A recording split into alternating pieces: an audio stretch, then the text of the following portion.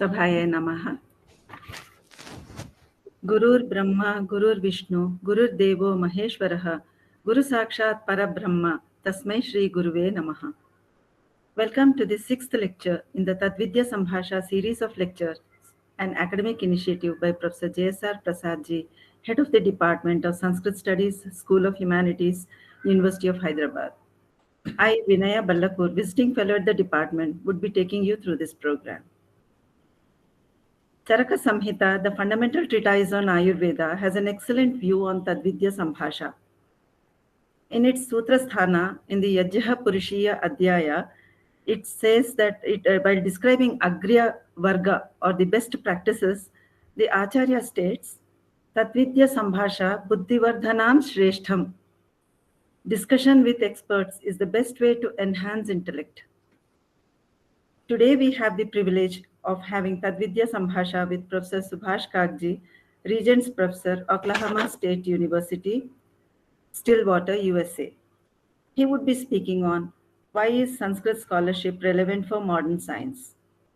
I request Professor J.S.R. Prasadji to welcome our distinguished speaker, Professor Subhash Kagji, and the galaxy of scholars and students who have joined us in this academic quest. Paratattvamrtasara varshinim atiharshinim Shri Venugopala Krishnakya Murti Martiharam Stumaha Namasabhaye. Today we are blessed to have Professor Subhash Kagji, a distinguished professor, Oklahoma State University, USA, and also he is an acclaimed scholar in history and philosophy of science. Has published so many papers, alongside publishing a lot of books. About 20 books have been written by him.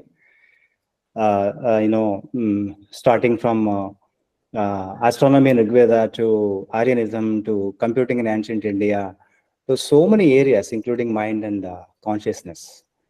So it will be a great pleasure to have his lecture today in the Tadvidyasambhāṣā lecture series. When I contacted him for the first time, almost a month back, he immediately agreed to deliver this lecture. And we were in continuous contact with each other. And the date was fixed once he became free after 12th of March. He himself contacted us. Is very prompt and disciplined. And such a way, he blessed us to continue this lecture series, particularly on this day, immediately after the Yugadi. Yesterday we have celebrated the Shobhakrut Yugadi, and we are here today in the lecture.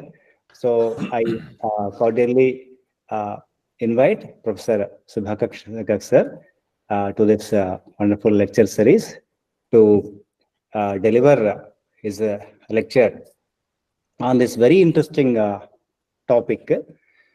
And what I found in him is he is a scientist.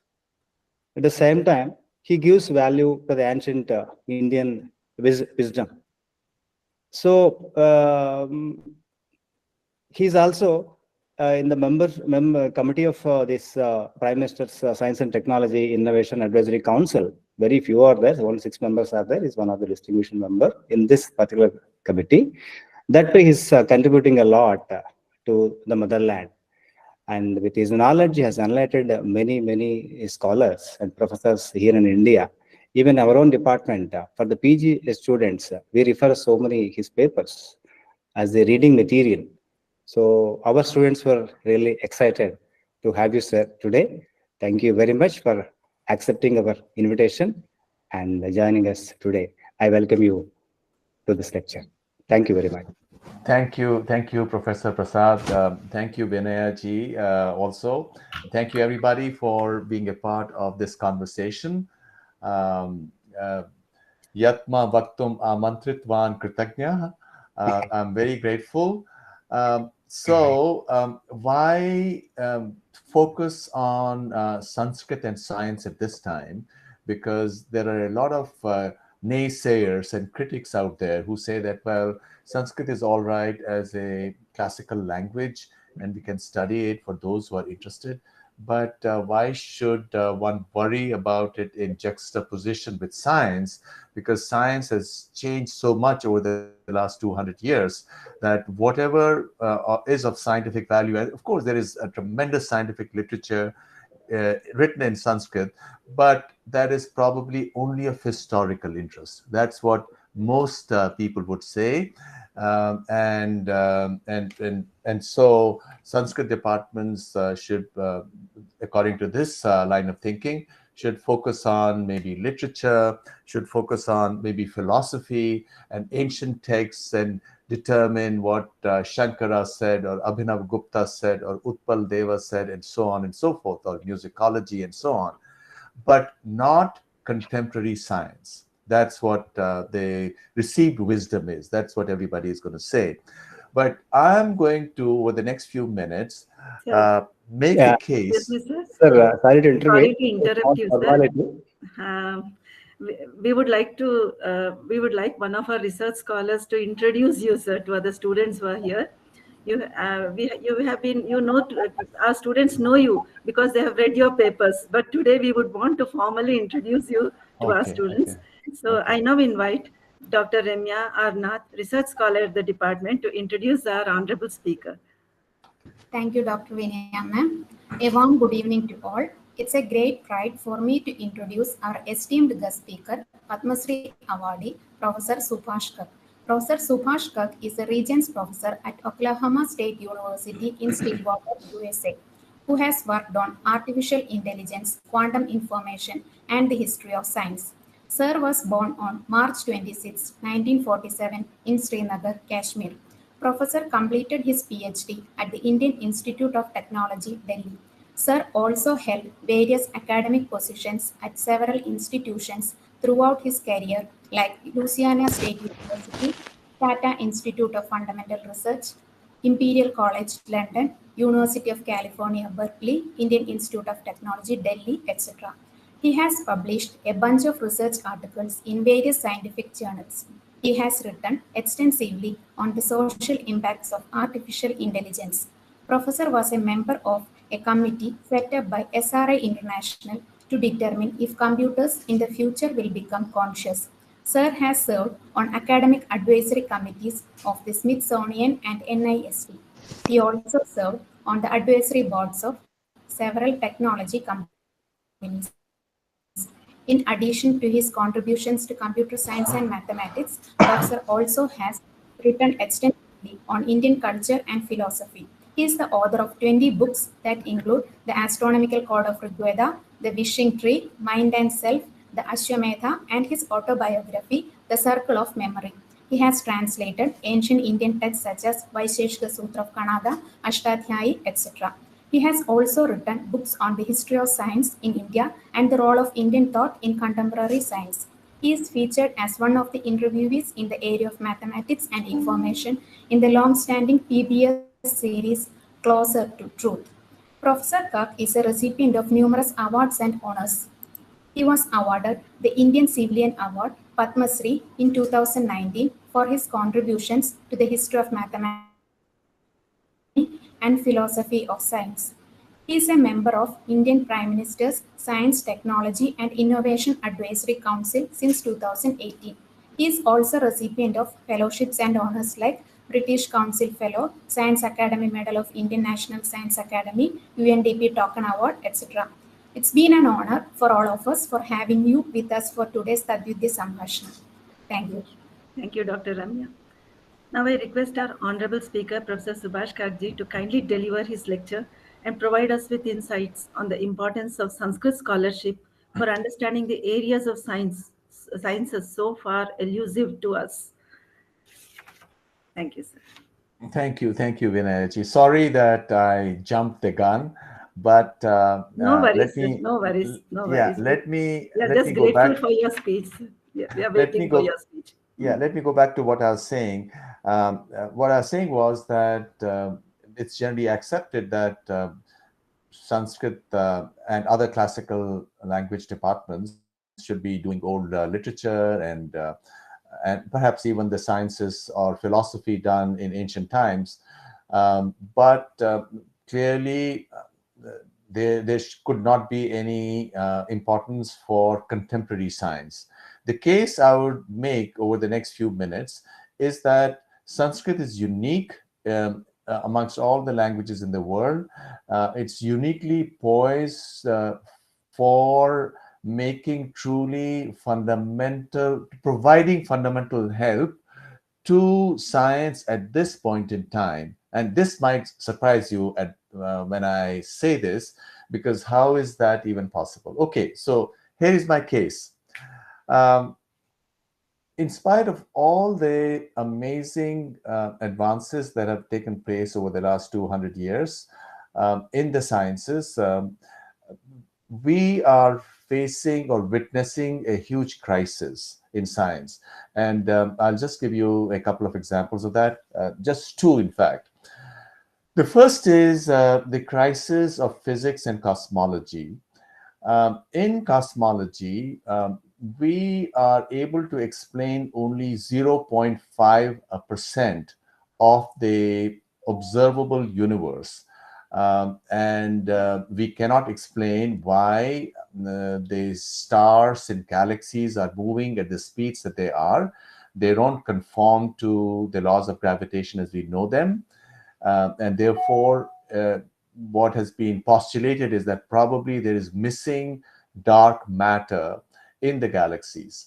And likewise, about 25 years ago, it was discovered that the universe is not only expanding, but the expansion has accelerated about 4 billion years ago.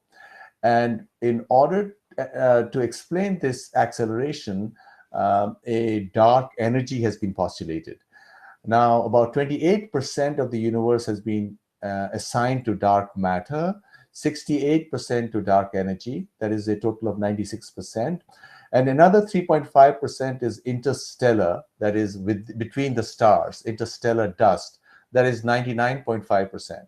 So the laws of physics and nature as we know can explain only 0.5% of the universe.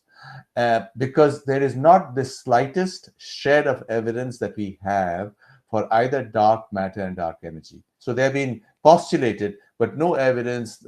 Physicists over the past many decades have been looking all over, because if there was dark matter and dark energy, there should be some evidence in the experiments that have set up either astronomically or even terrestrially, not the slightest evidence. So this is one crisis. The other crisis is the crisis related to consciousness itself. As we know, science has reached a point where the ultimate frontier, from many perspectives, is the problem of consciousness. And now, two things about consciousness. First of all that we know, all the sciences that we know, exist in our consciousness. And so it is the ultimate mystery. Now, when you look at it from the perspective of computer science, the question that has arisen, and I've been a discussant in this at the highest levels in the West, will computers of the future become conscious? Because the question is, why isn't the current computer conscious? And if not the current computer, what about computers 100 years from now or 1,000 years from now? Would they be conscious? Because why should they be conscious? Since the brain consists of, or can be viewed as, a neural machine, while a silicon gates-based machine of that is a computer is not conscious. So what is the reason, or what is it that separates one from the other? The third, I had said two, but let me also add a third one. The third one is medicine itself. And since Professor Madan was speaking about Ayurveda, what is the effectiveness of Ayurveda? Now, of course, there are two ways of looking at it. One is that Ayurveda looks at the body in an ecological sense, which is certainly a more reasonable and scientific way of looking at a system, ecological, as a complex system, rather than only responding to symptoms, which is what allopathy is all about. Allopathy is treatment of symptoms philosophically. That is its fundamental paradigm within which it operates, although it's much more complex than that. Now, this is one side. The other side is that a lot of people don't know, and certainly people who work in Ayurveda should, for reasons that will be apparent in a minute, that binary logic is not optimal. There is a mathematical theorem which says that if you are looking at integer logic, 3 is superior to 2 by far. Ternary logic is superior to binary logic. So since Ayurveda is based on ternary logic, you know, you have 3 doshas and you have 3 gunas and so on, that fundamentally is more powerful. And this is one of the arguments that should be made by Ayurvedic doctors and philosophers to the world, that look, this is one reason why this gives us a greater capacity to deal with illness at a fundamental level. Then, of course, you must look at all the evidence and all issues related to the formal structure within which medicine is performed, or medical intervention is performed. Okay, so now let me go back to the cosmos or physics. Now, all the physics the great revolution that has taken place in physics in the last 120 years, starting from theory of relativity, has been a process in which the observer has been brought in increasingly into the framework. Because prior to modern physics of the past 120 years, in the classical physics of Newton, you only spoke about the physical systems, and the observer was, so to speak, outside, from outside, disembodied, looking at the physical world without interacting with it. Now, that changed in 1905 with the relativity theory, and prior to him, in fact, there was Poincaré and others, where the question arose, why is it that two observers who are moving with respect to each other still see light hitting them with the same speed? And so this was bringing in the observer in some sense, although this wasn't pushed beyond that, but what it made it possible for one to see was that perhaps we should not look at space by itself, but look at space and time as one complex, and that in turn then took physics to the realm of general relativity, and that sort of changed matters quite a bit. But a greater revolution was quantum mechanics, where the problem was that why is it that the negatively charged electrons, which move around the positively charged nucleus, fall into the nucleus?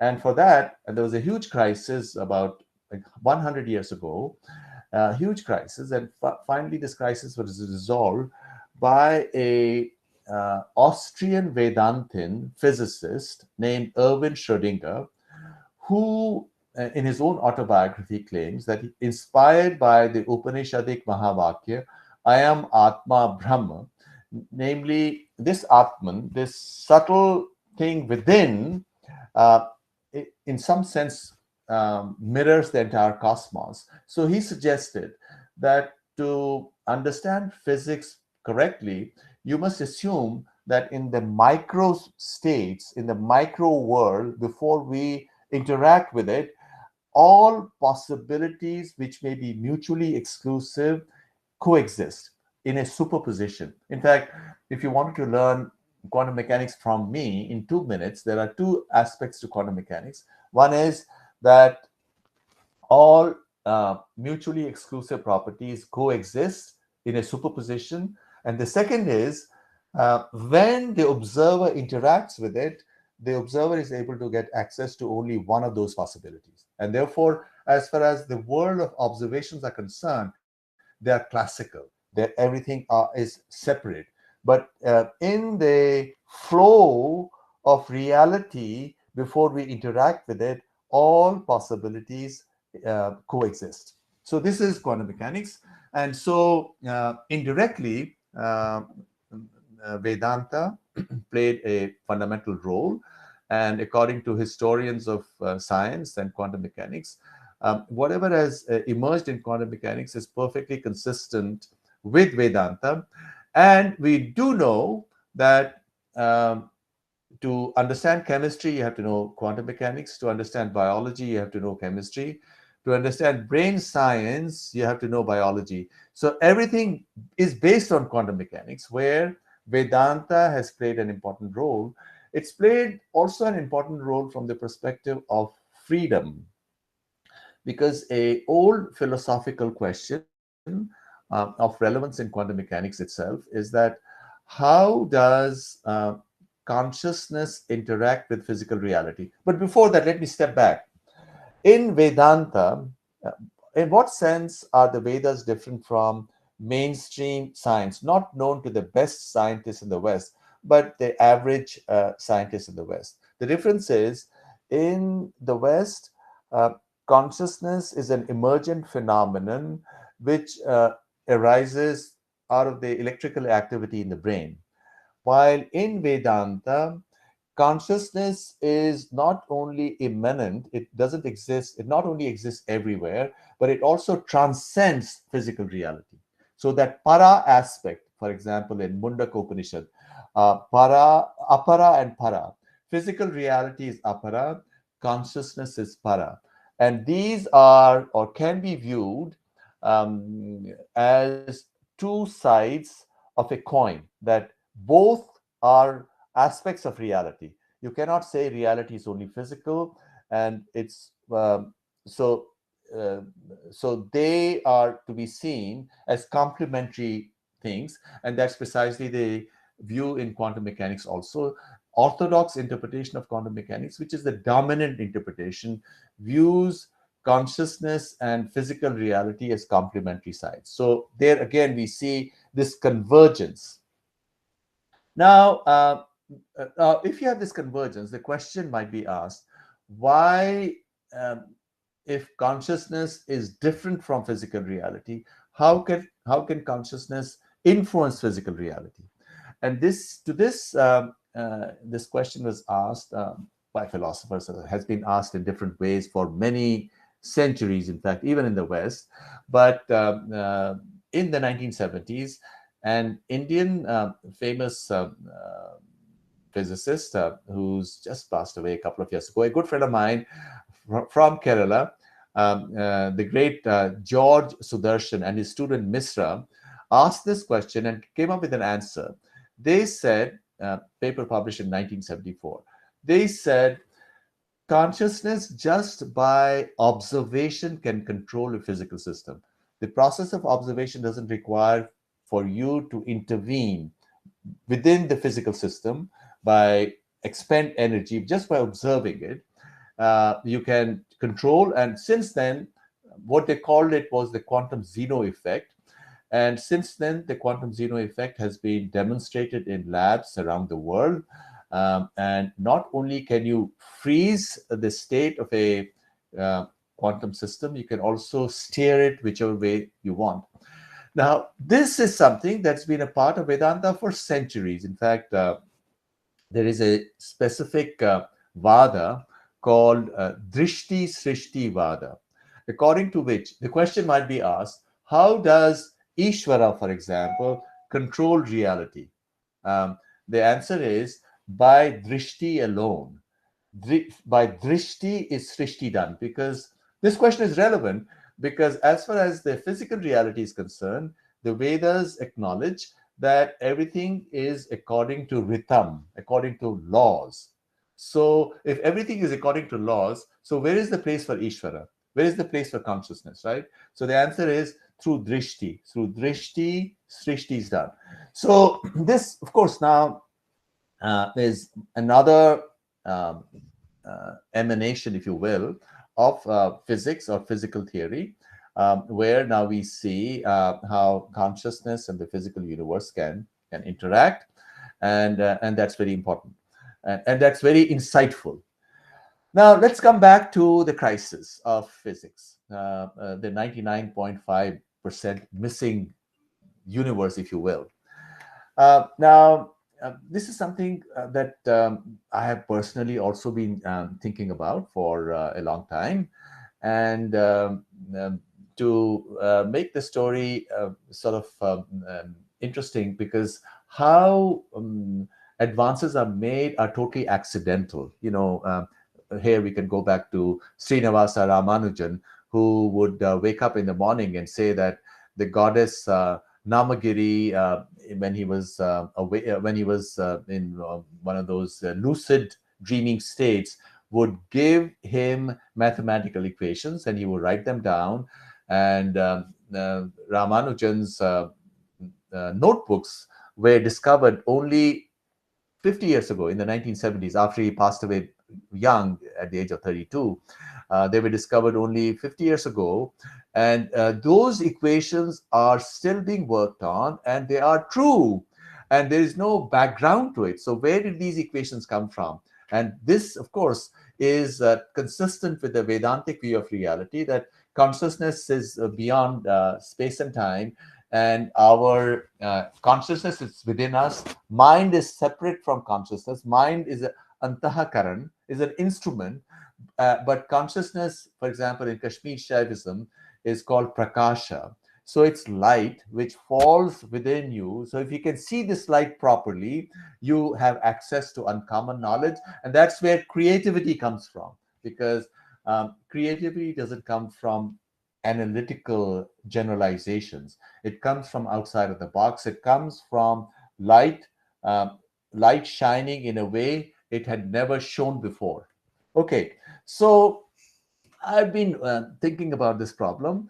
5-6 years ago, I was invited to give a keynote at a multiple valued logic international conference, and it meets once every 2 years. And this conference was in Austria, and I had never studied logic prior to that. And since they asked me to give a keynote and they wanted me to speak on my work on neuroscience, so I thought, well, I should look up multiple valued logic and at least have some nodding acquaintance with it, so that I would be able to chat with other participants at the conference.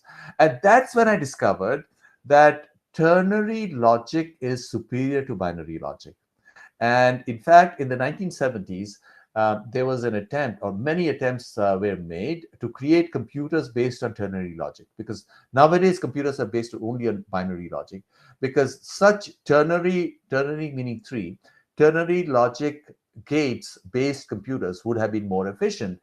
But it was abandoned because binary semiconductor physics, or prior to that, you had vacuum tubes, that was already established, and the effort required to construct ternary logic based computers would have been too much, and therefore this was abandoned. But this is what led me to this insight, that why as a logical system, Ayurveda is superior to allopathy.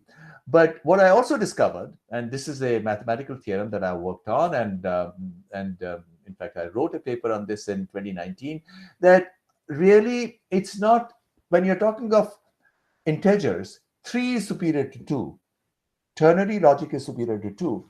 But in reality, the optimal value is not 3. It is something close to 3, and that's a number E, which is 2.718. So when the COVID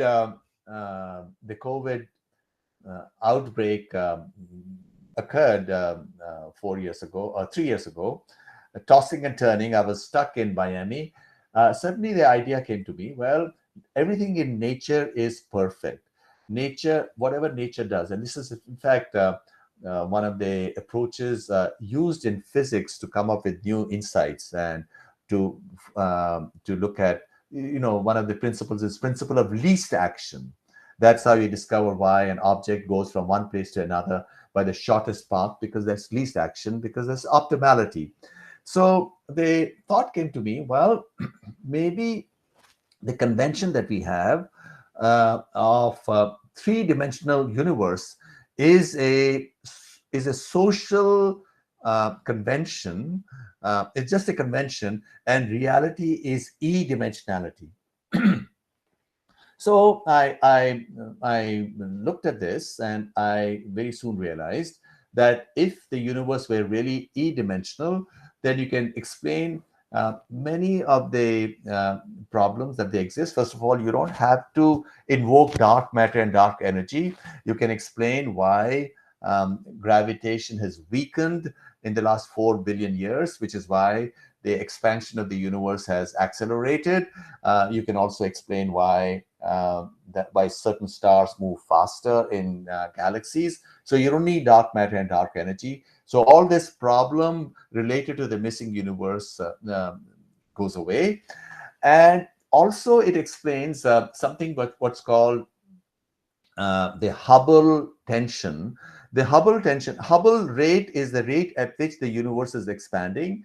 And this rate computed based on whether you're looking at the early universe or the late universe. Early universe is the microwave radiation, the remnants that there are, which you can study. And the late universe is the movement, the rate at which the stars are moving away from each other. There is a discrepancy which has not been resolved for 40 or 50 years. And that discrepancy gets resolved in one stroke. And in fact, my very first paper that I wrote on this, titled The Dimensionality of Space in Nature's Scientific Reports in November 2020, addressed this Hubble tension problem. And since then, I've written dozens of papers, certainly a dozen papers, on various aspects of the physical universe and cosmology, resolving all these issues. And more significantly, if reality at the fundamental level is e-dimensional, it should also have significance for the very structure of DNA, because the structure of DNA occurs in abstract space. And this work also is able to explain the nature of DNA, the DNA coding, because you have 4 bases. You have 4 bases. The code is triple, so 4 cube is 64. You have 64 codons, but there are only 20 amino acids. And the way in which they map from the codons to amino acids, it's not regular. And if it's not regular from an engineering point of view, it's not optimal, but it's optimal in an e-dimensional space. So that also comes out of it. And something very, very interesting also comes out of it, which is that you can, if you look at the organization and structure of the brain, and brain is not a single computer, because there are many different processes, and some of them are unconscious. Of course, the conscious self, the mind, the manas, is one. So, but there are many processes going on. So if you do an analysis, and I was not really looking for it, if you do an analysis of the structure of the brain from the e-dimensionality perspective, you discover that it should have 25 independent cognitive centers, unconscious or conscious. And that, as we know, does correspond to the number of tattvas in the Sankhya system. You have 25 tattvas. So there are all this beautiful convergence that has taken place. So my case for the sake of this lecture is that, look, the incredible stuff that we have related not only to philosophy, related to the nature of consciousness, which is of course the subject of Vedanta, and there's incredible stuff out there. And this stuff, as we know, related, let's say we can also speak of Sri Vidya and so on, the representation of reality, where part of this reality is Prakriti, which is the very structure of our brain, if you will, and you transition, and consciousness or Shiva within is just an infinitesimal dot. So in other words, the more you search for consciousness, the more you see it reflected in structures of physical embodiments, and we see this, of course, the whole narrative you have in Tantra, for example, Tantra all around, whether it's Shaivite or Vaishnavite, or you are looking at it from the Shakta perspective. You have these embodiments in terms of Devi, goddesses, and of course today is the second day of Navaratri. So here we are looking at the various embodiments of consciousness within physical reality, and so there is this whole world which has the potential to guide sciences as an attempt is made to proceed further in understanding reality from where we stand right now.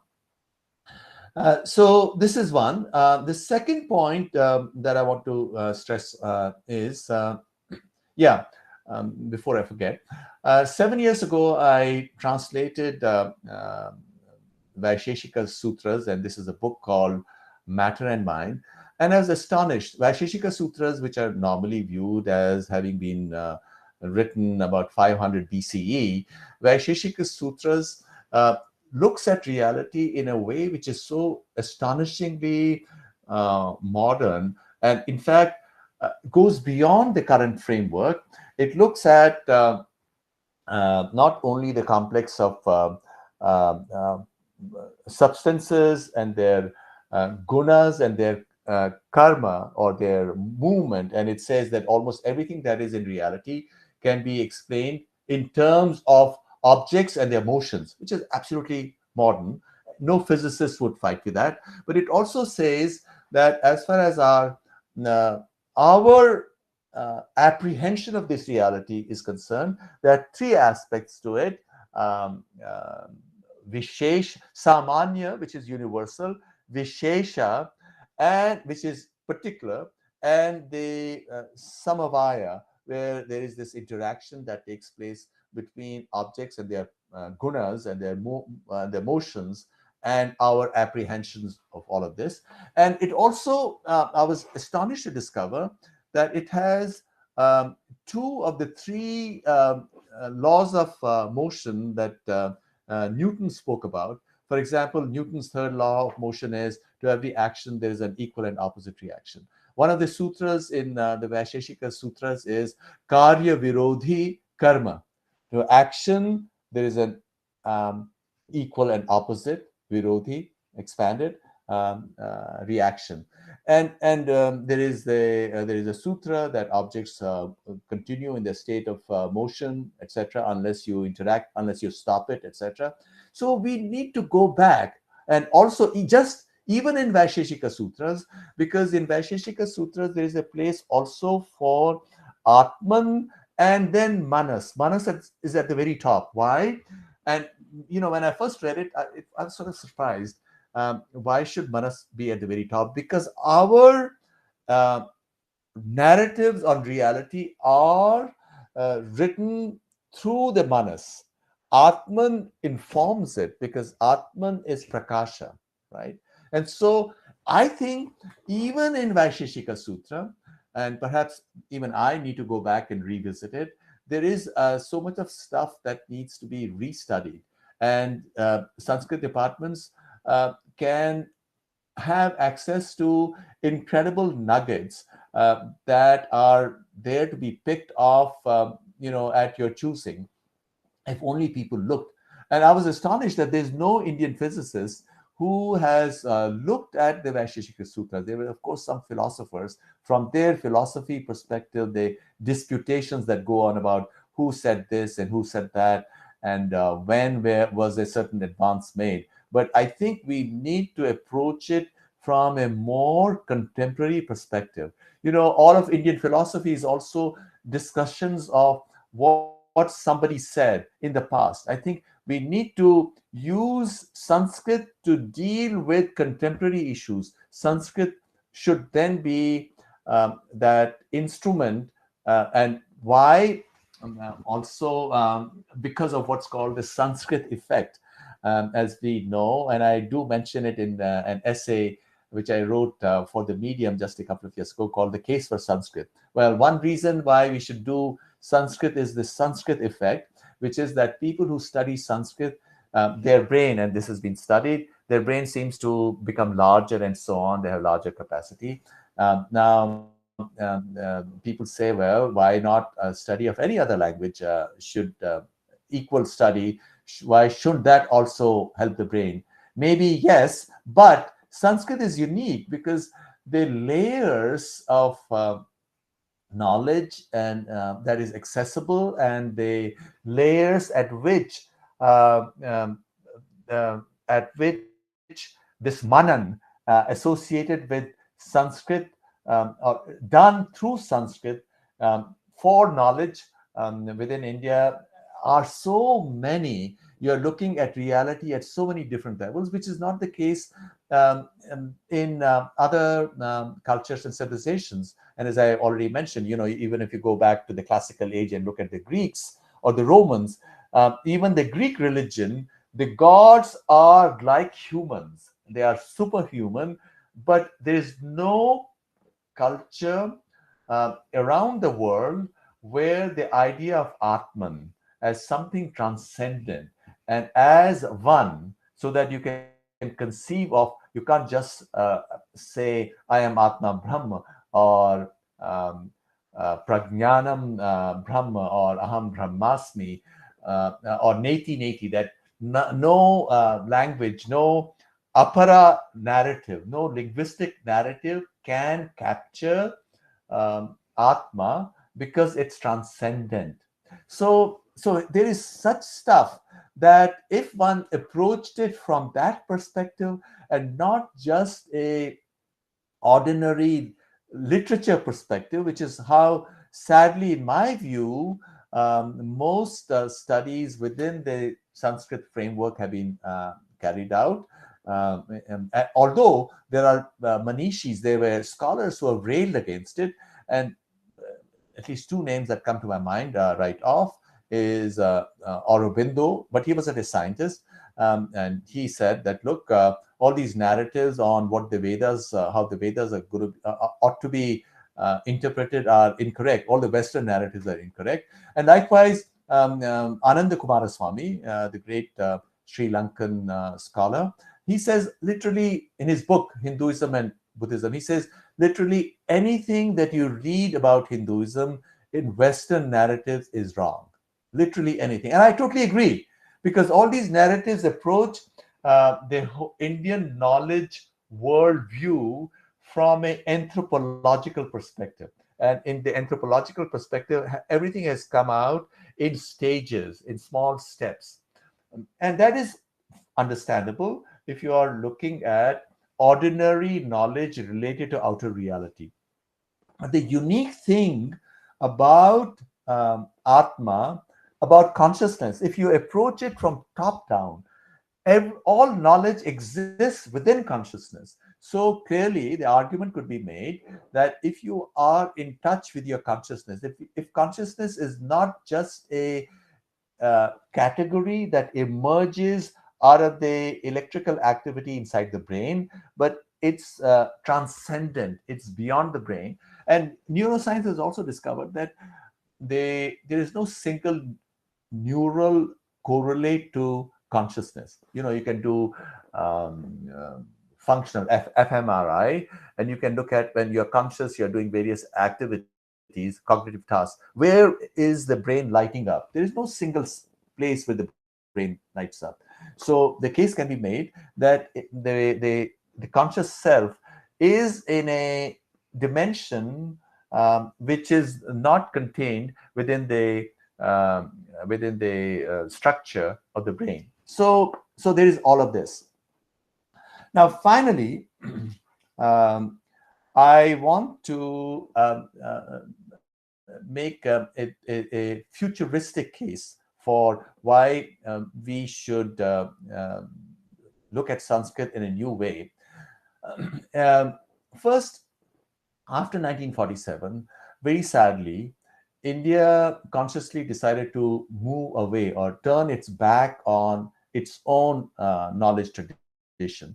And Sanskrit was given a small role. Maybe at universities you can learn the language, and maybe whatever you want to do your own sadhana, whatever you do, want to do mantras, or you want to study history. For that, you will do Sanskrit. No. Something more. Now we are standing here in 2023. This is a historically unique moment in world history, because here is a moment where it's quite clear that in the next few decades, first of all, populations across the world will collapse, as has already occurred, occurring in Japan, in South Korea. Fertility rate has dropped to 0.81. In India itself, it's very close to 2.1.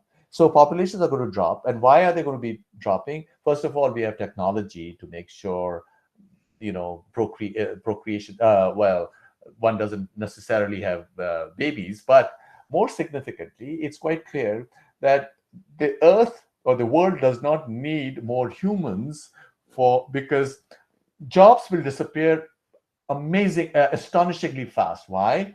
All physical jobs, you have robots. All jobs, when the Industrial Revolution took place 100 years ago, 1800s, 200 years ago, 200 years ago, what happened was that the engine came in, and you didn't need that many people to help with the farming. So people moved to the cities, and they started keeping books, etc. So that was mental information transferring from here to there. And so the cities grew, and in Western societies, most of the population lives in the cities. And the same thing is happening, is a process that is happening in India as well. But now all that work, literally 95% of the work that humans do in offices, can be done by computers and will be done increasingly by computers. So you don't need humans as many. Of course, you still need them because I'm one of them. The discussions that we had in the West amongst some of the leading scientists, this was a project this is mentioned in the introduction, funded through or operated through SRI, Stanford Research International, but actually from DARPA, to look at the question whether computers will be ever conscious. And many of us thought they will never be conscious for some fundamental scientific reasons. But the other significant thing is that even though they won't be conscious, we would let ourselves be, we meaning human society, would let itself be run increasingly by systems which are which are run as if computers run them. So in other words, we will be quite happy to endow AI, artificial intelligence, all the properties that human consciousness has. So there will be the possibility that humans will willingly get enslaved, as seemed to have happened in the last 2-3 years, when some individuals sort of ran off with the pandemic and created controls. The surveillance society, I believe it is possible now with QR codes that you would be limited from going to the inner city in your car more than 15 minutes. Or in China, the social credit system, if your system is not high enough, then you're not allowed to travel by train, by fast trains, or by air. So all those possibilities loom before us, dangerous possibilities as far as humanity is concerned. So humanity is looking for guidance, and that guidance can only come from within and from consciousness, viewed as more than just activity in the brain. And therefore, I say that you can explain the craziness that is happening in American universities through wokeism and so on, or cancel culture because you can only think this way or that way. This is again a manifestation of totalitarian control of thought, which goes back to certain ideas coming from Western traditions of blasphemy, that you're not allowed to think of certain things beyond what is approved. But also this is causing great despair amongst people, which is the reason why in the United States, the wealthiest country that has ever been, 125,000 young people died of drug overdose just last year. So you have a fundamental crisis of spirit across the world, and the rest of the world copies, America's soft power, Hollywood. India is also copying it. It's a time for the world to wake up, and certainly things are changing as well. There is manthan taking place, for example, in India, and voices are rising up that, look, let's reclaim our knowledge tradition, because this tradition gives us instruments which have the capacity to deal with questions of life and meaning. Because what the conception of Atman tells us that our inner world is as exciting as our outer world, and there should be a proper balance between the outer and the inner, which is how life becomes meaningful. And this was, of course, expressed in wisdom such as the four purusharthas. You had, dharma, artha, kama, and moksha. And moksha, of course, is also freedom. Moksha is freedom, because we are all bound in the chain of karma so long as we live in the world of mind. And it's only when we discover the Shiva within us, Shivoham, that you make that break in this chain, and you have access to capacities that you did not know existed. Because without doing that, wanting that, you will live like a pashu, which is what people are increasingly doing. The Rig Veda has there's a description where it's said there are two kinds of pashus, Dvipadaha and Chatushpadaha. The Dvipadaha are the humans, and we are pashu because we, by our instinct and through the conditioning that we receive when we are young, get into those pashas. The samskaras also bind us, and it's only when we break those pashas that we become free through the grace of Pashupati. That's when we become Shiva, that we actually are. So there are, just to tie up all these threads, there is extraordinary insights in the Sanskrit literature. Extraordinary. One can't even imagine it. Life transforming.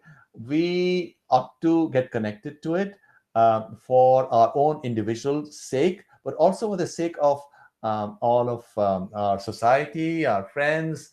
And this is a perspective which not only looks at each other through karuna, through compassion, but also at animals, because animals also have the same Atma. Of course, their minds are limited, but so we can embrace everybody. So this is beautiful. I personally think this is the only way in a world run through AI, where humans will have not much to do, where they would either fall into depression or really be set free. We might be at the threshold of a new age. We have this Puranic idea of various yugas, and from perhaps Kali Yuga, we go back to Satya Yuga. So maybe we could be on the threshold of that age. Dhanyavada.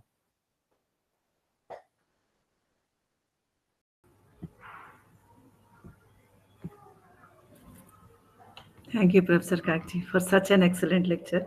We have no words. I'm so glad this is available on YouTube for everyone who has missed an opportunity to hear from you personally. So now we are, the floor is open for questions. We have our professors from the department, Professor Amba Kulkarni ji, who joined us, and as we already have seen, Madam Aloka Parasharsen, Professor also has joined. So, and we also have Madan Tangavelu ji and so many other scholars here. So I would request the scholars to pose their questions to the man himself. Well, now my namaskars also to Ambaji and to Aloka Parasharsen. I've met her many, many years ago in Delhi at a conference at Indira Gandhi National Center for the Arts. So I'm so delighted to have them here at the same time.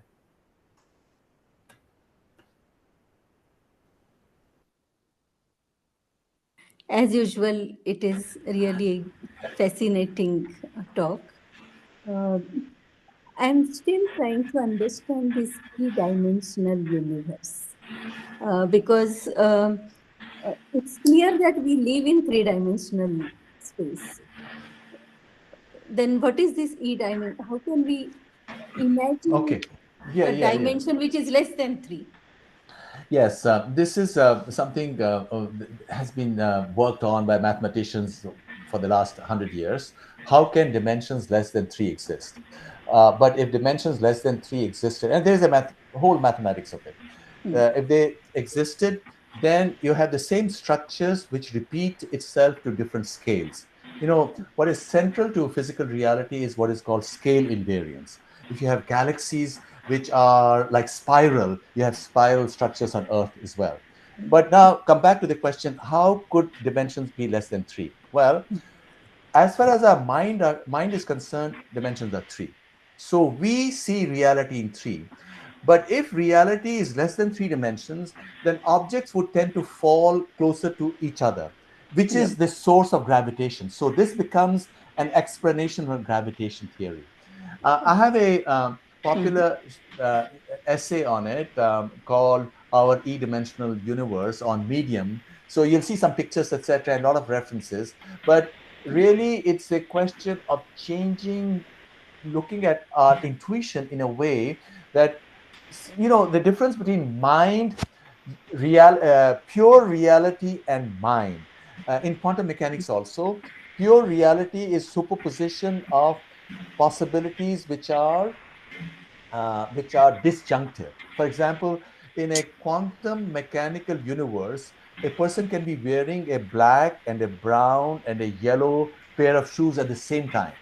But in a real embodied universe, it can be either black or brown or yellow, right?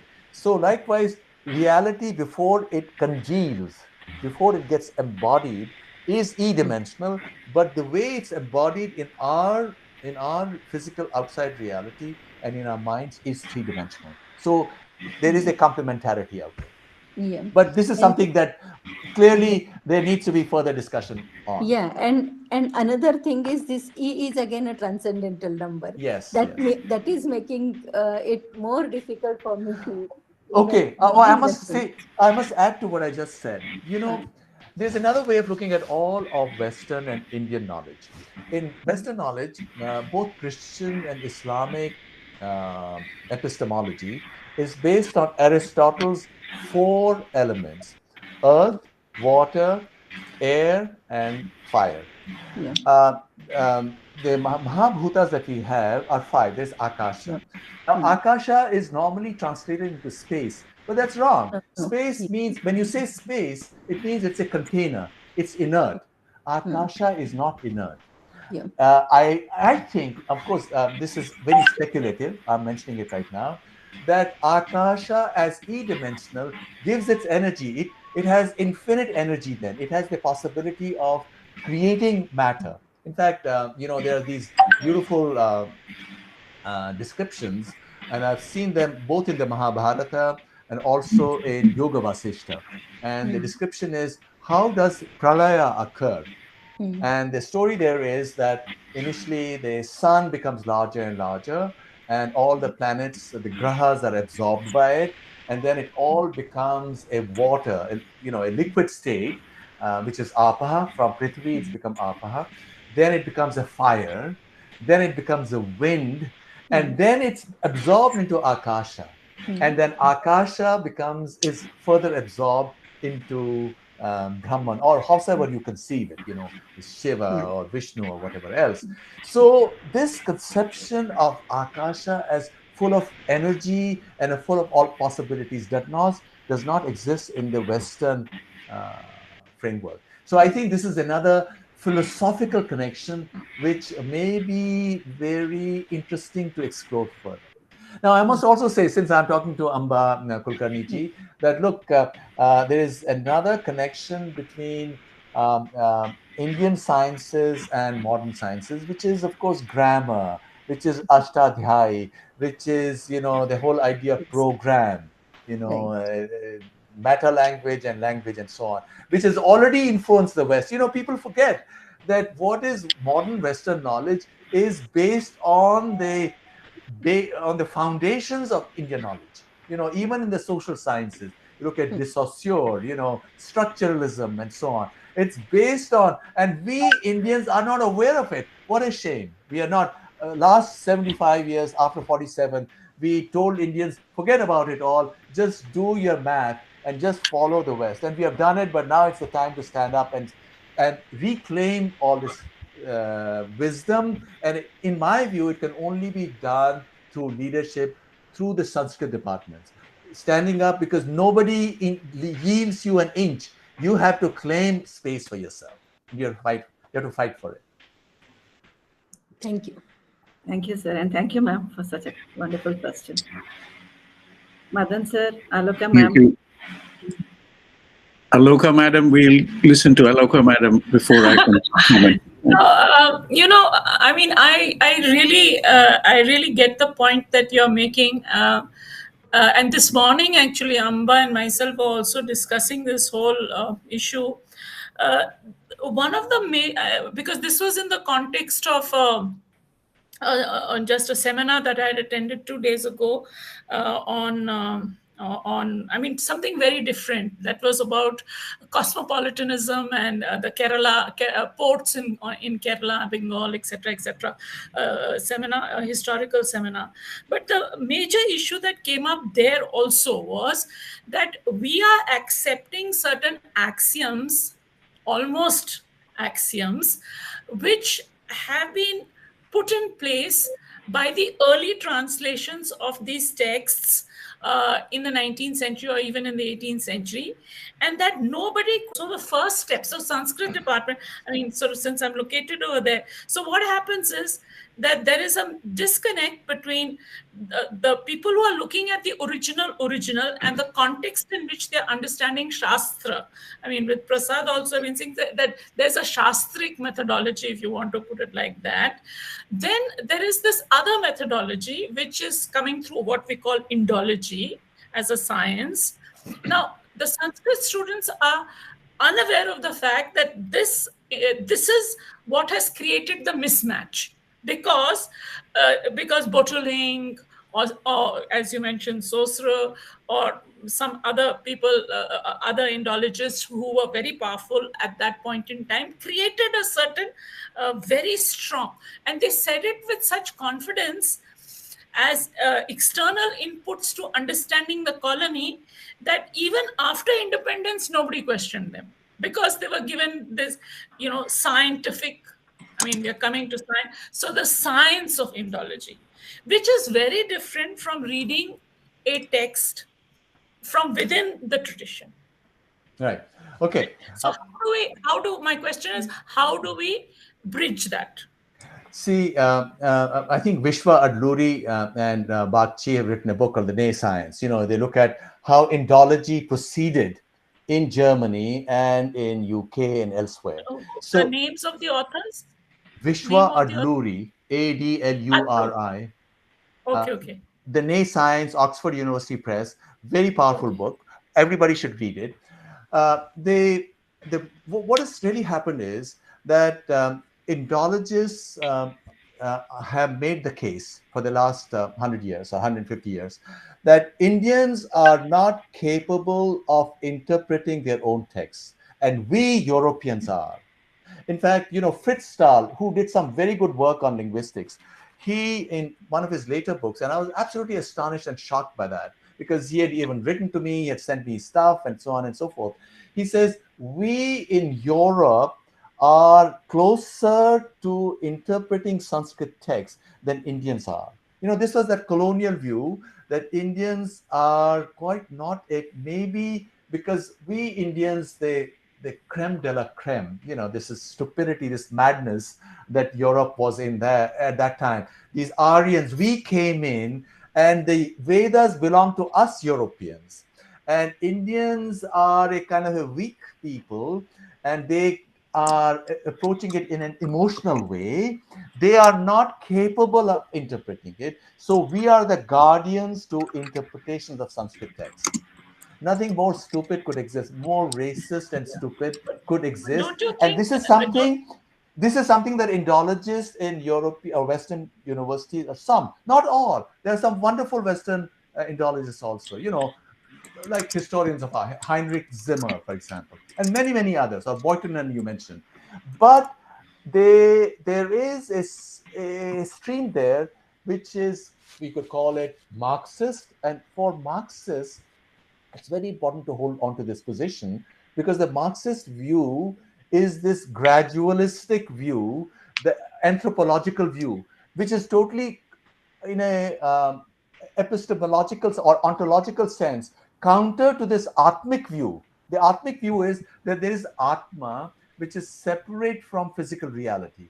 And through Atman itself, you can get access to stuff, which the Western, the ideological view is not going to accept. So there will always be this mismatch. And therefore, I say that you've got to, for example, you read Max Muller, etc., and his narratives on the Vedic gods, etc., they're very immature, they're childish. Of course, there's some good stuff also that he did, right? So we got to reclaim it for ourselves. It's like this happens in sciences also. They were, prior to the emergence of quantum mechanics, there were views of physical reality, and then things moved on. And there's a very famous statement by Max Planck, the great, he was one of the creators of quantum mechanics. And he said, science advances one funeral at a time. And what that means is that people hold on to their false positions until they're passed on, right? Until they die. Yeah. So we have done, sadly, in Sanskrit studies is that we are still holding on to Max Muller or Keith and so on. And we must reclaim it, not in a jingoistic way, but on Shastric grounds. In a sense, argue it in a responsible way. And if you make a case, if it's a good case to be made, the world will accept it. Yeah, no, I mean, I get your point, and I agree with most of what you've said, except that I was thinking that this question that Indians cannot interpret is because they're using a scientific methodology. So it's like your talk also is about the whole question of and modern science, because I mean the entire growth of Indology as a discipline is out of this scientific spirit, right? So we cannot I mean there is this big debate going on, no? So do we find modern science in ancient texts, or do we find a different kind, the nature of science? And no. Okay, my answer to that is, first of all, modern science itself is based on Indian ideas. You can go to, when did scientific revolution take place? It's normally traced back to Newton and Leibniz, right? Yeah. And it's traced to the development of infinite series, because that made mechanics possible. But infinite series was created in India 300 years prior in Kerala, what's called Kerala School of Mathematics. Now, there are people who are making the case that the Jesuits who were present there then took this mathematics to Europe. Okay, now that is one. The scientific revolution traced to Kerala School of Mathematics. The second is mathematical logic, which ultimately gives rise to modern computer. Mathematical logic is traced to 1850s in London. There were three Englishmen, Charles Babbage, Augustus de Morgan, and George Boole. Okay, And they had a school, and they were discussing how to axiomatize and mathematize thinking, rational thinking. And so they used to meet all the time, and then they created math. And Charles Babbage even made a mechanical computer. So sometimes he's called the father of the computer, physical computer. And De Morgan's theorems are used in mathematical logic and Boolean logic, right? Now, Boole died in the 1860s. In the 1890s, George Boole's wife, Mary Boole, wrote a very famous essay where she says that, look, we are giving credit to these English mathematicians for all this, but they forget that their mentor was George Everest. And George Everest was the Surveyor General of India. And we know that, Sagarmatha, the Mount Everest, is named after, in English, not in Nepali language, but in English, it's named after George Everest. He was a Surveyor General of India. He lived in India for many, many years. And summers, he used to come to London. And according to Mary Boole, George Everest told them about Navya Nyaya. Navya Nyaya, which arose in Bengal and Bihar about 1,000 years ago or earlier, completely is equivalent to mathematical logic. So all of what is modern science, these are its two main foundations, scientific revolution, namely calculus, that is one step. Mathematical logic is another step, and the third step is quantum mechanics itself. Modern science is consistent with Indian science, accepting that the greatest modern scientists are aware of it, but most medium scientists are not. For them, okay, once the formulas are come in, they're still using it in a mechanical way, right? So it is up to us to reclaim this position, to speak about the light behind it. The light is the light of Atma, right? Which brings us back to the Mahavakyas. But do it in a nice way, not in a way which becomes obscurantist, because then it's a slippery slope. And if you say everything is there, no, we're not saying that, because Shastrik means logical.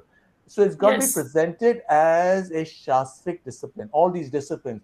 So what Sanskrit needs to do, as it already did in the past, is to take all these sciences in and embrace them, and then present them in a way which is perfectly consistent with the thinking of every skeptical person in any corner of the world.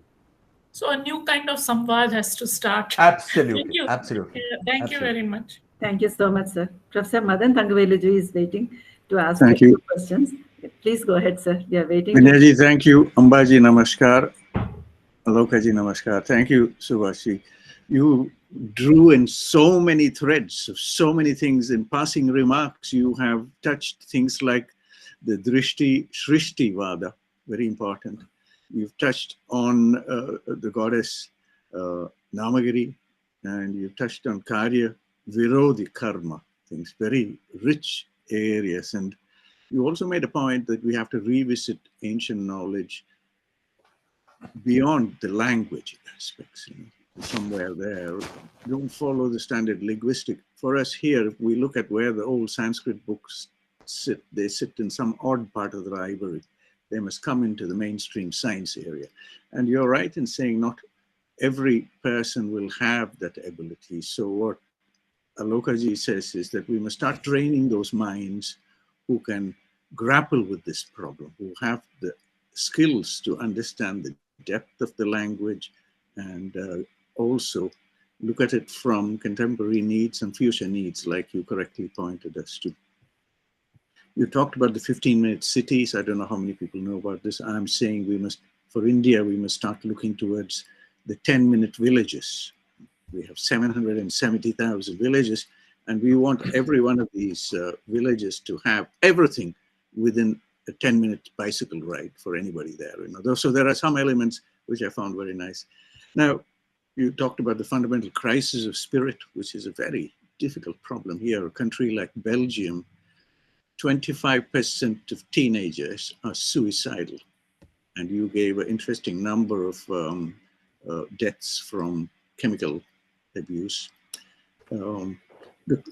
I feel privileged to be here in this gathering because for a long time, I've been looking at the 36 Tattva scheme in Kashmiri Shaivism, and I know you have a very big interest there. And I'm particularly interested in the Shuddha Ashuddha Tattvas, the 5 Tattvas that sit in the middle there between the Shuddha Tattvas, where we reside, and the Ashuddha Tattvas and the Shuddha Tattvas. There is a domain where 5 Tattvas have to co-emerge. You cannot have one before the other. And in search for this, based on our thinking here, we have a small group here in Cambridge led by Professor Brian Josephson. It's called the Mind Matter Unification Project. It's a kind of blue sky research where all these things that you mentioned today come central stage to us, you know. And I was so amazed that you talked about Ananda Kumaraswamy. And in our searches, it takes us to that one context about ka.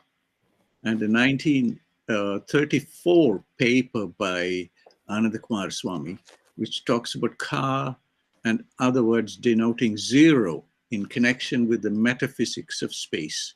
So this is partly in the context of what Alokaji said about, or sorry, Ambaji talked about these non-integer dimensions and things. And in that, we come to a concept that is relevant not only in the metaphysics of space and how it is used in Ayurveda. And that term is ka vaigunya. So starting with ka, you come to ka vaigunya, which forms the very basis of many aspects of generation of disease in Ayurveda. So we see certain scale independent features that can sit anywhere in the spectrum. You can come from the metaphysics of space, non-integer dimensions, and perhaps some aspects of Adam's theorem, which you're familiar with, and how you reduce from multi-dimensions into lower dimensions, and only certain dimensions are permitted, all the way to what is happening with us as human beings in health and disease. So there is something there that you are pointing to that repeats again in different dimensions.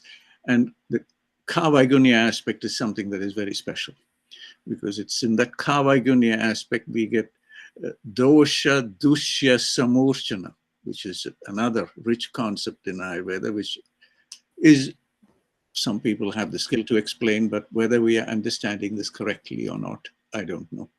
I raised this question in the context of ka. What is ka, the emptiness, and whether there is something we can learn from that Shuddha Ashuddha Tattvas of Kashmiri Shaivism. How do we make sense of this? And then how do we take it across to different scales? And whether you have something about that. Second question that we have as biologists, is the inside-outside dilemma, which is the very reason for the 9 darshanas that we have. Who am I, and what is my relationship with everything else? We see that at play within every eukaryotic cell. In the animal cell types, we have 2 things at play. There is the outside the organism, and within every cell in that organism, there are 2 places where DNA resides. There are 2 lives living simultaneously in every cell, the nuclear DNA and the mitochondrial DNA. When we come into the world of plants, you have 3 of these things interacting, the nucleus. So there are many things that are at play there.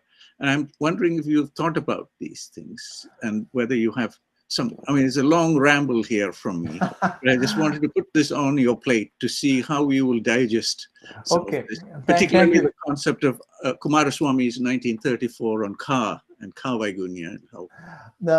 Thank you, Madanji. Wonderful, wonderful comments, so rich in possibilities. I'll just touch on just a couple of things because you're talking about so many different things, and I'm certainly not personally that knowledgeable about biology to talk about or to respond to the specific questions that you had about inside and outside. Although, as I told you, this work on e-dimensionalities explains the structure of DNA itself, which itself is, quite mind-boggling. Now, first thing that I want to put out here for all the viewers is that Kashmir Shaivism, in my view, although I come from Kashmir, is really not that big a leap from the earlier, the Vedic synthesis or the Vedic view, because in the Vedic view normally, or Vedantic view, depends on Sankhya. It's 25 categories. But remember, you also have 11 Rudras. 25 plus 11 is 36. The Rudras are the different aspects of the veiling and unveiling of consciousness. So 25 plus 11 is 36. So I see Kashmir Shaivism as just a restatement in a nice way. And the power of Kashmir Shaivism comes from the economy of thought. You have in the Upanishads or in Vedanta, now you speak about Brahman and the Atman, and one doesn't quite know where they are. While in Kashmir Shaivism, in the very first Shiva Sutra, you say Chaitanyam Atma. This awareness itself is Atman. It's a very economic way, in my view, exactly equivalent to the Vedantic views. Exactly, no difference at all. But by saying that Chaitanya itself is Atman, what you're saying is that awareness itself within it, just by virtue of the mind taking one's focus away from itself, because it's difficult for subject to see itself, for a light to see itself, right? So that's the dilemma out there. But so you only see it in shadows, like Plato's cave. You seek it in different shadows, and language is all about descriptions or narratives on Plato's cave, only on the shadows and the walls, because you can't see the light from where the shadows emerge, or the consequence of which the shadows are. So to go back to what you're saying, I would certainly believe that not only is there incredible potential in looking at the larger issues, like, maybe I was just lucky to have stumbled on this e-dimensionality, and that I was only a medium, nimitta matra, right? I was only a medium that these things happen, and I was invited to that conference. Otherwise, I would have never studied multiple value logic, right? So you just become an instrument. And how could we become instruments to take this light to shine on other questions? For example, in immunology, how does the immune system distinguish the enemy, the outsider, from itself? And these are questions of one and the other. And I think these questions will illuminate biological sciences and medical sciences even more. Just imagine the statistics that you have of fatalities due to COVID. The rate in certain African countries, at least the official rate, is 100 times lower than in European countries and in North America. In USA, it's about 4,000 per million. In Nigeria, it's 15. Right? Or India, it's 300, 400. Of course, the Westerners will not accept Indian figures. But all that is going to change as India becomes, by PPP, it's the world's third largest economy right now. It's going to be, in the next 10 years, the second largest. In the next 20 years, the largest. Go back to what was the historical truth. Until 1000 CE, India was 45% of the world's economy. And India and China together were maybe 80%. Now, India will once again be number one in the next 25 years as Indians become more self-confident and not just say, okay, now you are saying it, I don't want to hurt your feelings. You are an Indologist, so okay, I will not contradict you. No, we got to stand up and say things as they are. And for the good of everybody, because ultimately this is universal knowledge. People all over the world, no matter where we are, everybody has the same Atman. It's universal knowledge. It belongs to everybody. India is the world. In fact, I must announce today, my new book called The Idea of India is going to be published. I've done the proofs. It'll be out. And I do look at all of these questions, including language, the past, history of science, and influence outside of India. How many of you know, according to Victor Meyer, who's the chief or the most well-known sinologist in the US. He's at University of Pennsylvania. 35,000 Chinese words are of Sanskrit origin. How many people know that? Why don't people know that? So we should, it's good to keep on working on Patanjali and Shankara and Abhinavagupta and so on. But in addition to that, we must also go out and project and go back and connect to how Sanskrit transformed the world. It already did in the first millennium when, just as everybody is going to Europe, the Chinese were coming to India, or Indian scholars were going to China to translate Sanskrit texts into Chinese. And they influenced, Japan and East Asia and so on. So we need to go more of that, not for parochial reasons, but this is all universal knowledge.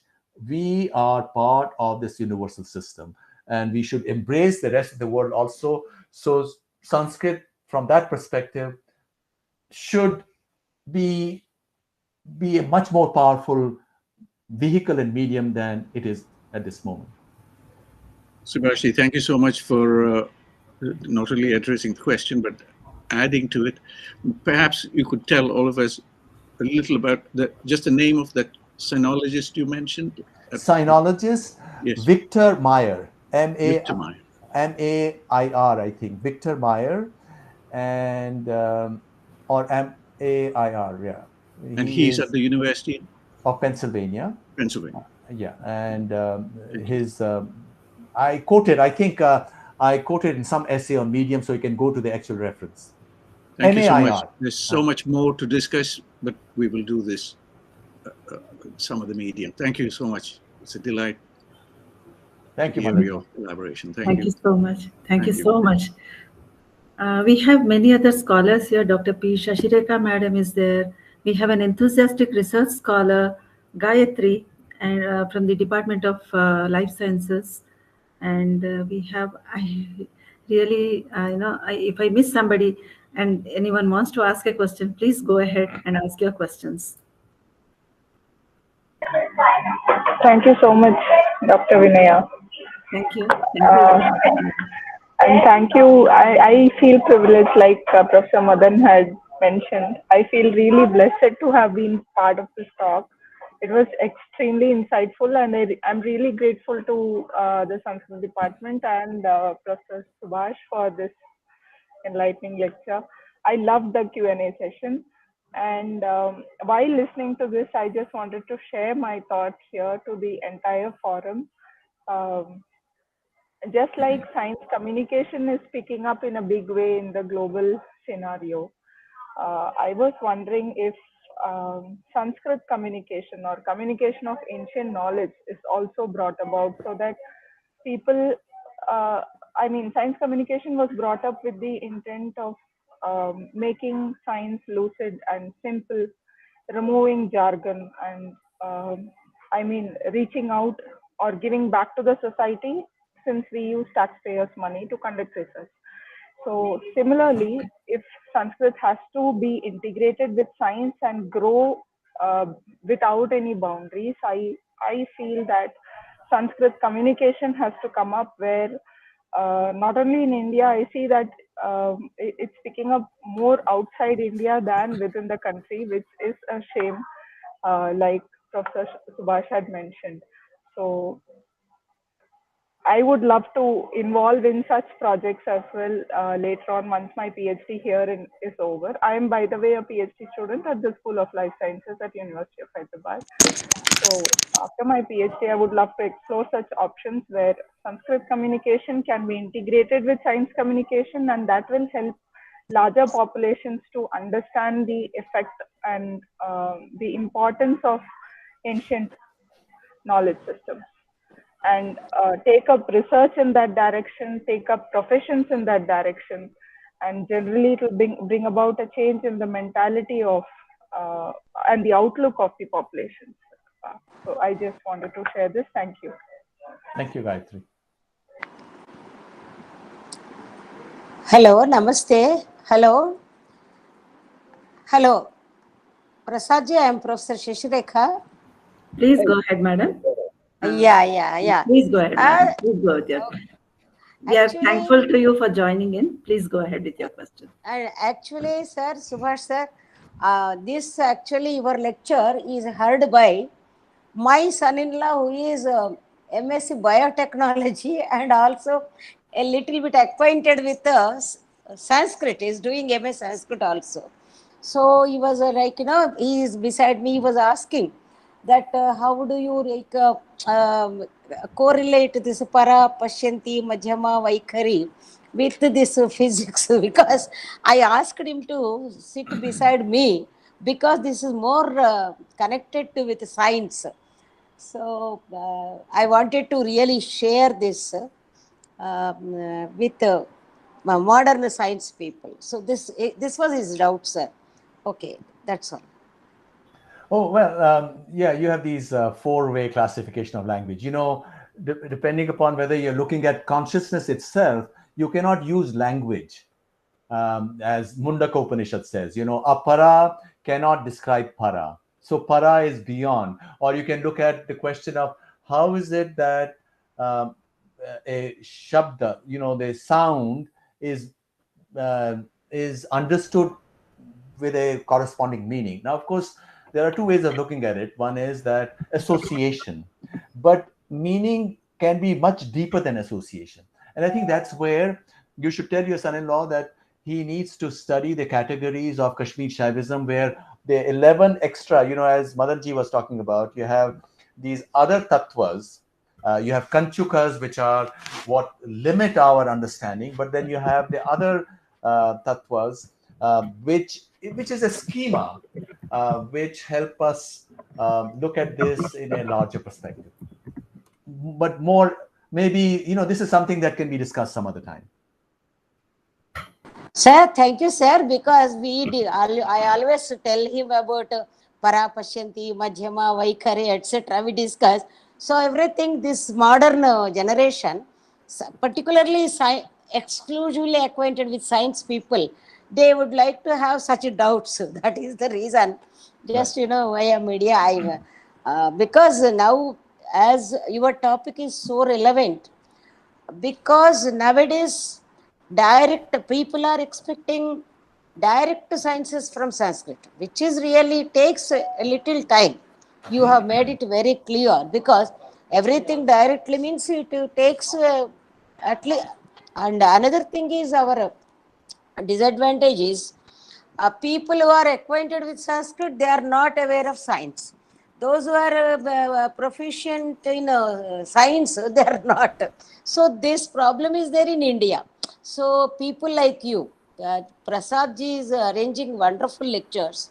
So people like you can at least open the windows for this coming generations, sir. That is really, thank you so much for the speaker, the arranger, the organizer also. And very nice to see you this media, sir. Namaste. Thank you so much. Thank you so much, madam. Any further questions? Any further questions? Anybody would like to interact with Professor?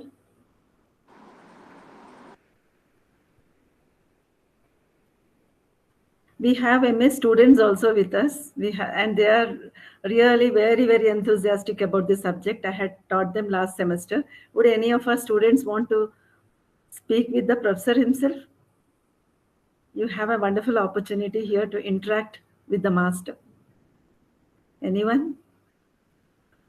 I think they would prefer to just listen today. Thank you so much, sir. Again, I really have no words to express my gratitude. And now I invite Professor J.S.R. Prasadji to summarize this lecture and also present the vote of thanks. Thank you very much, Dr. Vinaya-ji. Thank you very much, sir, for that wonderful lecture, because you gave us a spectrum of ideas, especially from the ancient Indian science. This reminds us a verse from Manusmriti. Etad desha prasutasya sakashad agrajanmanaha swam charitram siksheran pruthivyam sarva manava. Agrajanma is a big brother. So let all other civilizations learn from India, because in terms of the civilization, in terms of character and whatnot, everything. That is how Manu has expressed about the significance of knowledge that originated from this wonderful land. You have started your lecture by saying that there is a crisis. There is a crisis in modern science with regard to physics and cosmology. And what you mentioned is only 0.5% of the phenomena is observable. All remaining is really discrete, 99.5%. That is really quite interesting observation. In fact, matter, energy, and awareness, if you consider these three only, they are the basic building blocks of the entire universe. Even this can be further, I'm sorry, there was a call. Yeah.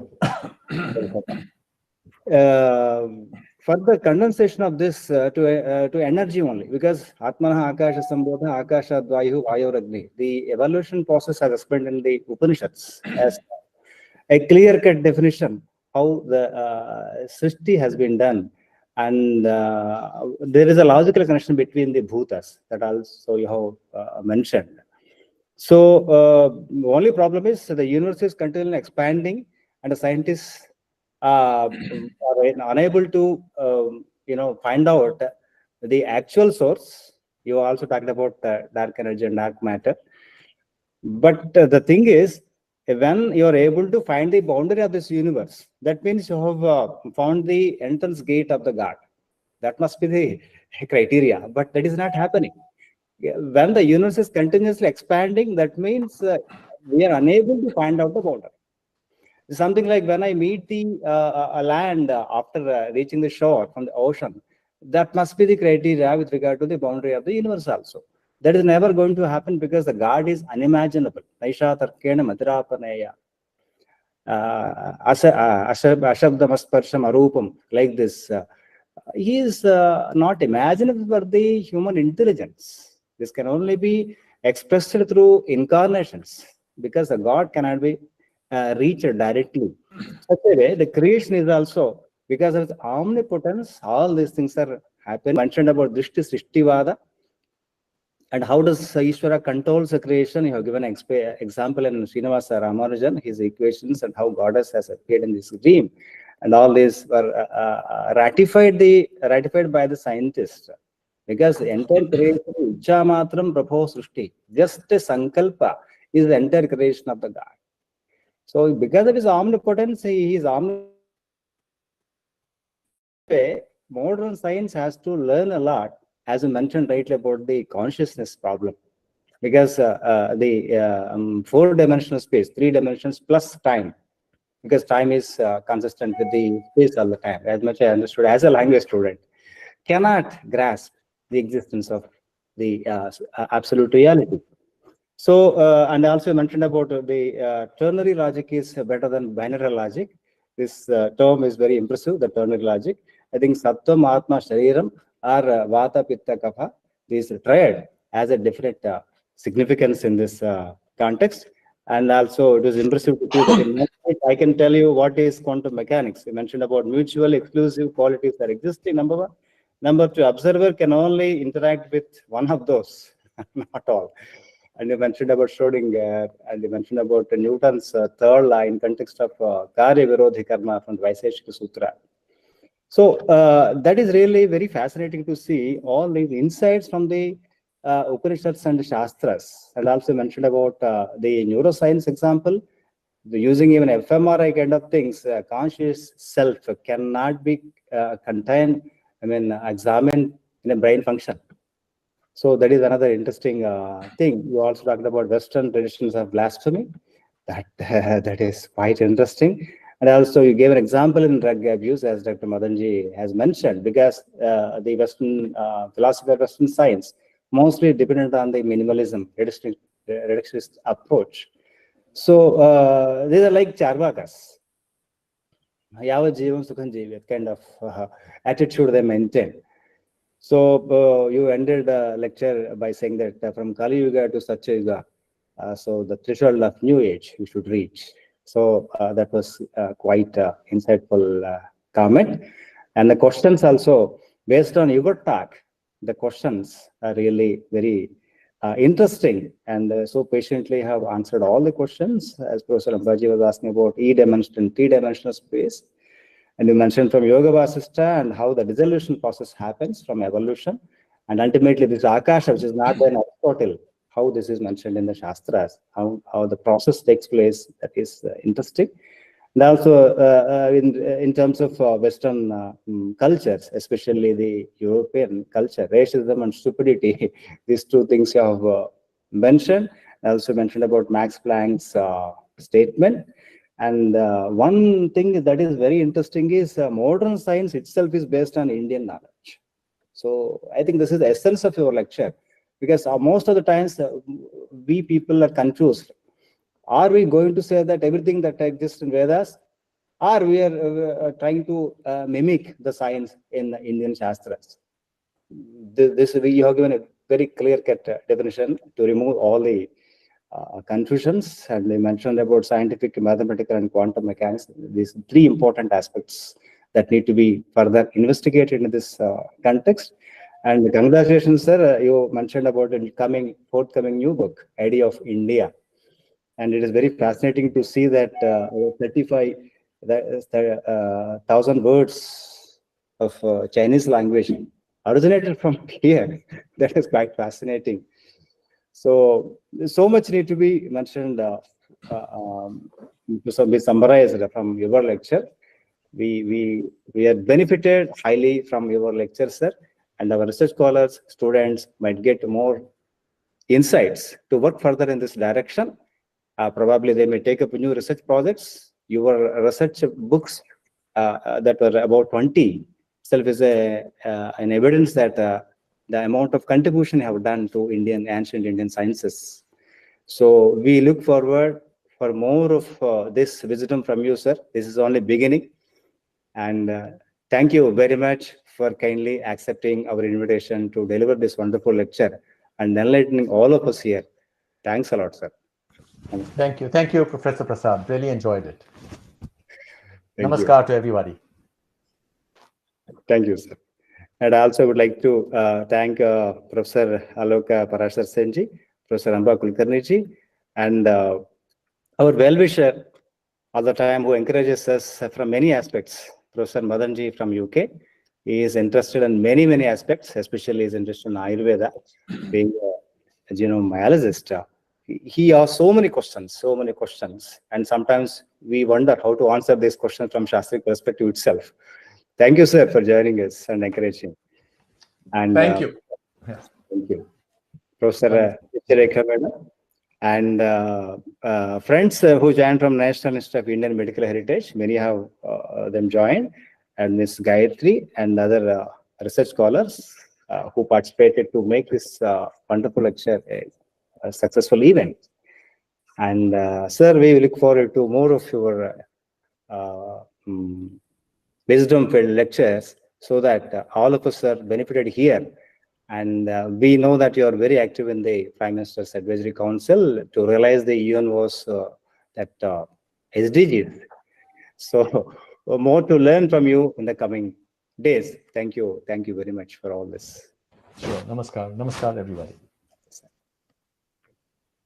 So with this, we conclude the event.